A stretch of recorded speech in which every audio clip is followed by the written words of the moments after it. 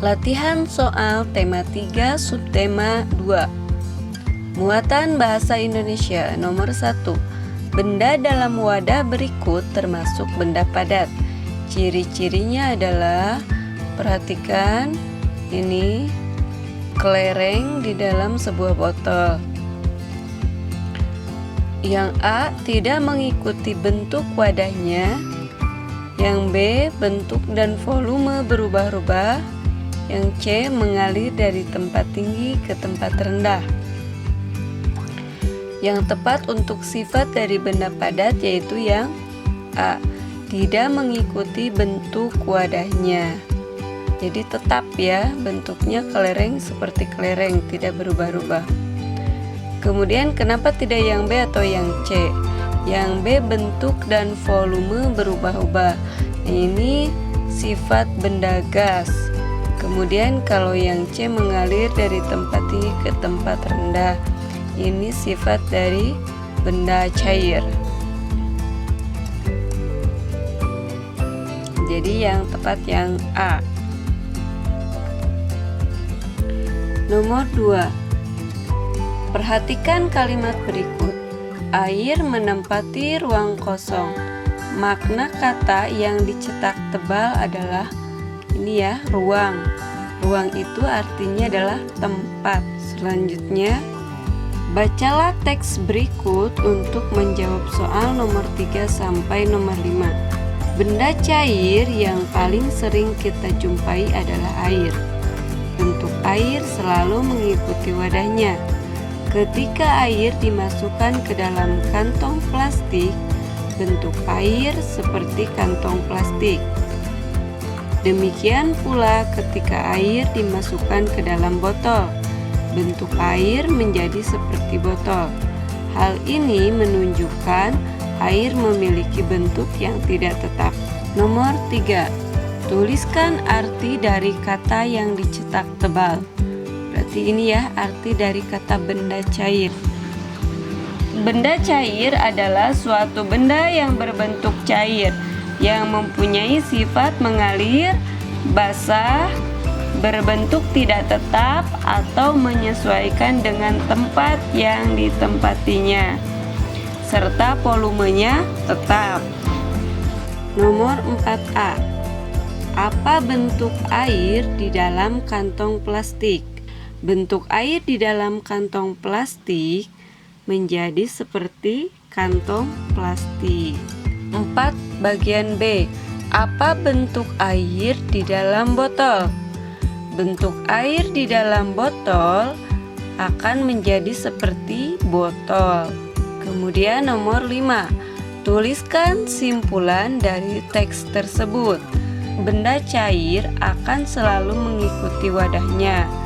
Misalkan, ketika air dimasukkan ke dalam kantong plastik, bentuk air seperti kantong plastik. Demikian pula ketika air dimasukkan ke dalam botol, bentuk air menjadi seperti botol. Hal ini menunjukkan bahwa air memiliki bentuk yang tidak tetap. Muatan matematika nomor 1. Berikut yang merupakan contoh satuan jarak adalah A. Kilogram, B. Kilometer, C. Kuintal. Yang tepat yaitu jarak berarti yang B. Kilometer ya. Kalau kilogram itu merupakan satuan berat, kuintal juga merupakan satuan berat. Nomor 2. Jenis timbangan berikut yang bisa digunakan untuk menimbang bahan-bahan kue di rumah adalah A. Ini timbangan badan ya. Yang B ini baru timbangan kue. Yang C ini neraca untuk emas ya. Jadi yang tepat adalah yang B. Nomor 3. 4000 gram sama dengan titik-titik kilogram sama dengan titik-titik hektogram. Langkah yang pertama yaitu 4000 gram kita rubah dulu ke kilogram. 1000 gram sama dengan 1 kilogram. Maka kalau 4000 gram menjadi 4 kilogram. Kemudian kita rubah 4 kilogram sama dengan berapa hektogram? 1 kilogram sama dengan 100 hektogram. Maka 4 kilogram sama dengan 400 hektogram. Perhatikan gambar berikut. Toko buku. Jarak toko buku ke swalayan yaitu 1 km. Sedangkan dari swalayan ke puskesmas jaraknya adalah 3 km. Tentukan jarak dari toko buku ke puskesmas jika melewati swalayan dalam satuan meter. Jarak toko buku ke swalayan itu 1 km. Ke puskesmas itu 3 km. Maka 1 km ditambah 3 km sama dengan 4 km. Nah, yang ditanyakan di sini adalah satuannya meter. Maka 4 km kita rubah ke meter. 1 km sama dengan 1000 meter. Nah, sekarang 4 km berarti 4000 meter. Muatan SBDP nomor 1. Gerakan di samping adalah, ini perhatikan gambarnya, dia sedang menundukkan kepala dan tangannya disimpan di pinggang. Pilihan yang A, menundukkan kepala dan kedua tangan diangkat. Ini tangannya tidak diangkat. Kemudian yang B, menundukkan kepala dan kedua tangan memegang pinggang. Ini betul ya. Kemudian lihat dulu yang C, mendongak kepala dan kedua tangan menggenggam. Jadi yang tepat yang B, menundukkan kepala dan kedua tangan memegang pinggang. Nomor 2. Berikut yang termasuk gerak kepala adalah A, menunduk ke bawah, B, mengentak ke tanah, C, menggenggam. Ya, yang tepat yang A ya, menunduk ke bawah. Kalau mengentak itu kaki. Kemudian kalau yang menggenggam itu tangan. Jadi yang tepat yang A, menunduk ke bawah. Nomor 3. Selain gerak, seni tari juga membutuhkan titik-titik sebagai pengiring tari. Ini membutuhkan musik ya. Musik sebagai pengiring tari. Nomor 4. Posisi tangan saat meniru gerak kupu-kupu terbang adalah gerak kedua tangan naik turun. Ya, ke bawah ke atas, naik turun.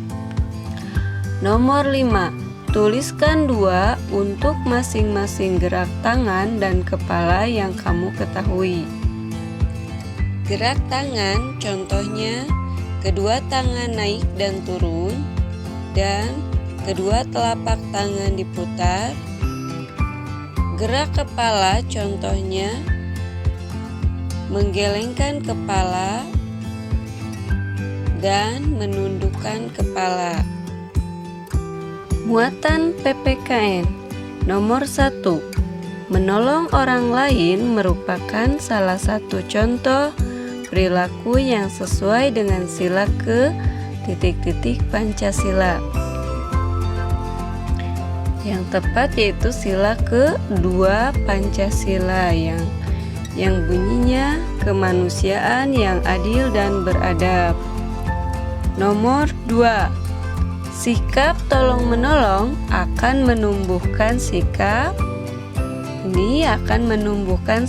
rasa saling peduli dengan sesama ya. Karena kita terbiasa saling tolong menolong. Nomor 3. Pembuatan panggung dalam rangka memperingati hari kemerdekaan sebaiknya dilakukan dengan cara ini pastinya bergotong royong ya, dengan cara bergotong royong. Nomor 4. Apa manfaat dari kegiatan gotong royong?